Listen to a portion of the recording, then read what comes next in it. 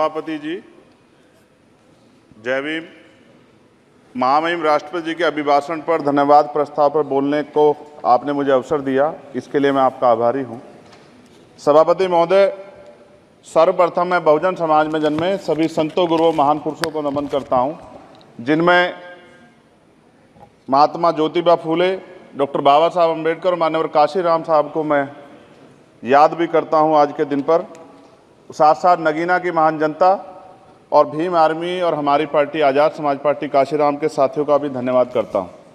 इसके बाद अपने कुल गुरु जगत गुरु सतगुरु रविदास जी महाराज को भी मैं नमन करता हूं, जिन्होंने दुनिया को लगभग 600 साल पहले बेगमपुरा शहर के रूप में दुनिया का सबसे महान लोकतांत्रिक दर्शन दिया। अध्यक्ष महोदय, माननीय सभापति जी, 14 अगस्त 1947 को ये देश अंग्रेजों के अधीन था। 15 अगस्त 1947 को हम लोग आज़ाद हुए। 16 अगस्त 1947 को देश आज़ादी में था, लेकिन धन धरती राजपाट में बंटवारा नहीं हुआ। जो साधन संसाधन थे उनमें बंटवारा सही रूप से न होने के कारण एक बहुत बड़ी आबादी सुविधाओं से वंचित और सम्मान से वंचित रह गई।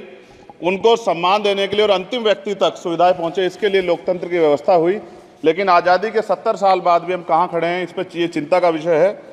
मैं मानता हूं कि सामाजिक न्याय तभी होगा माननीय सभापति जी, जब जातीय जनगणना पूरी होगी और जातीय जनगणना कराई जाएगी और साथ साथ संख्या के आधार पर आरक्षण जो है वंचित वर्गों का बढ़ाया जाएगा। उसके साथ साथ जब राष्ट्रपति जी अभिभाषण पर बात रख रही थी तो उन्होंने शहरी और ग्रामीण क्षेत्रों के विकास की बात कही और ये भी कहा कि दुनिया में सबसे उत्तम शहर हमारे यहाँ बने।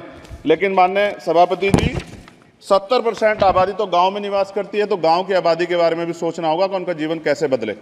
माननीय सभापति जी, उच्च शैक्षणिक संस्थानों में बहुजन समाज के जो छात्र हैं उनके साथ कास्ट एट्रोसिटी हो रही है, निरंतर उनकी हत्या हो रही है। साथ साथ जो सरकारी कर्मचारी हैं दफ्तरों में, उनके साथ भी जो SC ST OBC और मुस्लिम और अन्य धार्मिक अल्पसंख्यक हैं उनके साथ भी माननीय सभापति जी जातिगत और धार्मिक जो है शोषण किया जा रहा है। इसलिए मेरी मांग भी है कि पुरानी पेंशन को भी अध्यक्ष जी बहाल किया जाए। जो कर्मचारी देश की सेवा में लगे हैं उनका भी सम्मान होना चाहिए। साथ साथ सभापति जी, भाजपा ने चुनावी लाभ के लिए सबका साथ सबका विकास के नारे दिए जो खोखले हैं, क्योंकि 10 साल में दलित, पिछड़े, आदिवासी, मुस्लिम और अन्य धार्मिक अल्पसंख्यक जो अत्याचार हुए हैं वो किससे छिपे हुए नहीं हैं। ये गलत है, ये बंद होना चाहिए। सभापति महोदय जी, महामहिम राष्ट्रपति जी के अभिभाषण में निजी क्षेत्रों में SC ST OBC को रिजर्वेशन देने का कोई उल्लेख नहीं हुआ है, जो कि आज चर्चा का विषय, क्योंकि 98% प्राइवेट सेक्टर है, 2% सरकारी सेक्टर है, तो 98% प्राइवेट सेक्टर में भी हमारी हिस्सेदारी की बात होनी चाहिए।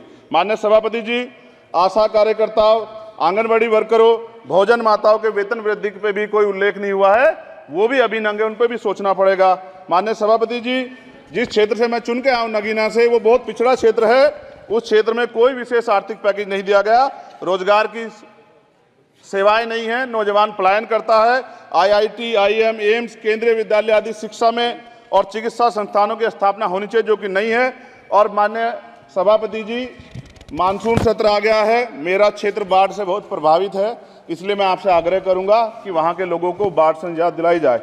माननीय सभापति जी, चीन हमें आंख दिखा रहा है और लगातार हमारे देश की सीमाओं में घुसपैठ कर रहा है, इसलिए अग्निवीर योजना को हटाकर पुनः सेना भर्ती शुरू की जाए और साथ साथ भारत की सबसे प्राचीन व बहादुर रेजिमेंट में से एक चमार रेजिमेंट को पुनः बहाल करा जाए, ऐसा भी मेरा आपसे आग्रह है। माननीय सभापति जी, पिछले सारे प्रधानमंत्रियों ने मिलकर जितना कर्ज लिया है उससे दुगना कर्ज हमारे वर्तमान के प्रधानमंत्री जी ने लिया है। किसान अगर अपना कर्ज माफ कराने के लिए जाता है तो लाठी झेलनी पड़ती है, जबकि सरकार ने धन्ना सेठों का 15 लाख करोड़ रुपया माफ किया है। इस ओर हमें ध्यान देना पड़ेगा, हमारी आने वाली पीढ़ियों को ये कर्ज चुकाना पड़ेगा। माननीय सभापति महोदय जी, किसानों को MSP की लीगल गारंटी तथा किसानों का कर्ज माफ होना चाहिए। साथ साथ 2 अप्रैल 2018 को SC ST के बच्चों पे बहुत बड़े पैमाने पे मुकदमे लगे थे, वो हमारी लड़ाई सही थी, ये सुप्रीम कोर्ट ने माना और बाद में सरकार ने माना, वो मुकदमे तुरंत वापस होने चाहिए। माननीय सभापति जी, प्रेस जो है उस पर भी शिकंजा कसा जा रहा है। जो पत्रकार सरकार खिलाफ बोलता है नौकरी से हाथ धोना पड़ता है, और सोशल मीडिया हमारा हथियार है, उस पर तरह तरह के प्रतिबंध लगाए जा रहे हैं और विरोध करने वालों को सोशल मीडिया हैंडल भी सस्पेंड करा दिए जा रहे हैं। साथ साथ सभापति जी, पेपर लीक और परीक्षाओं के कैंसिल होने से देश के नौजवानों का भविष्य खतरे में है। नीट, यूपी सिपाही भर्ती सभापति जी और 69,000 शिक्षक भर्ती में आरक्षण घोटाला हुआ है, कोई पूछने वाला नहीं, खून के आंसू रो रहे हैं बच्चे, बेरोजगारी का दंश युवा झेल रहे हैं।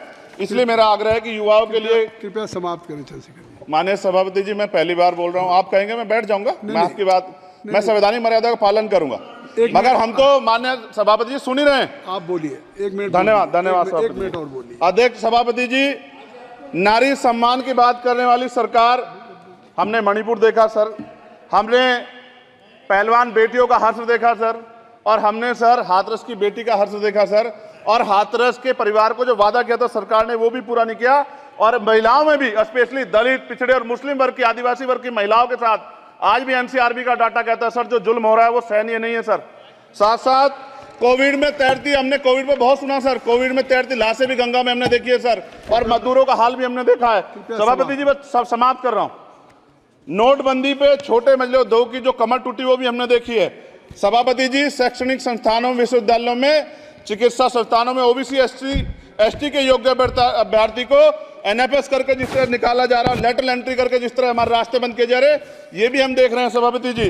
साथ साथ मेरा ये कहना है सर, ये सबका इशू है कि प्राइवेट कर्मचारी सर और सरकारी भी कई जगह पे 8 से ज्यादा घंटों से काम करते हैं, और उनको जो सर उचित वेतन भी नहीं मिलता, तो न्यूनतम वेतन 20,000 रुपए तय हो और 24 घंटे की ड्यूटी। उदाहरण के तौर पे यूपी पुलिस सर बहुत पूरा काम करते हैं वो लोग, वो राज्य के विषय हैं। आप सर मैं आपके राज्य सरकार के लिए भी आपके संज्ञान में डाल रहा हूँ विषय सर, पुलिस सब जगह है सर, लेकिन सवाल ये है सर, बहुत पसीना बातें हैं, 8 घंटे की ड्यूटी और वेतन विसंगति, बॉर्डर स्कीम से उनको जो है बाहर किया जाए। माननीय सभापति जी, 1 मिनट चाहिए सभापति जी। राष्ट्रपति जी ने धर्म के बारे में बात की थी, राम मंदिर से पहले हमारे गुरुघर तुगलकाबाद का फैसला आया था राष्ट्रपति जी, वो सभापति जी अभी तक दिल्ली में स्थित सदगुरु रविदास जी महाराज का गुरुघर नहीं बना। साथ साथ सभापति जी, अपनी बात को खत्म करते हुए मैं आपसे कहना चाहता हूं कि जितना देश दूसरों का है सर, इतना हमारा भी है। हम मरने के लिए पैदा नहीं हुए, जो चाहता है हमारी हत्या कर देता है। मूछें रखने पे, घोड़ी पे बैठने पे, मटकी छूने पे हमारी हत्या हो रही है। क्या बदला है सर 70 साल बाद भी? दलित, पिछड़े, मुसलमानों पे हिंसा नहीं रुक रही है सर। मेरा आपसे संरक्षण के साथ ये आग्रह है कि इन घटनाओं को रोका जाए, और देश किसी की बपोती नहीं है, देश संविधान से चलता है सर, और संविधान से चलेगा, संविधान छेड़खानी बर्दाश्त नहीं की जाएगी सर। धन्यवाद। नमस्कार दोस्तों, बीसीआर न्यूज में आपका स्वागत है। मैं हूं आपका होस्ट एंड दोस्त अजय शास्त्री। उम्मीद है आपको ये हमारा वीडियो अच्छा लगा होगा, तो आप इसको शेयर कीजिए और लाइक कीजिए, और साथ साथ हमारे चैनल को सब्सक्राइब भी कीजिए। जी हाँ, ऐसे ही नए वीडियो के साथ फिर आपके साथ हाजिर होंगे। तब तक के लिए आपसे अलविदा लेते हैं। भारत माता की जय, वंदे मातरम। जय हिंद दोस्तों।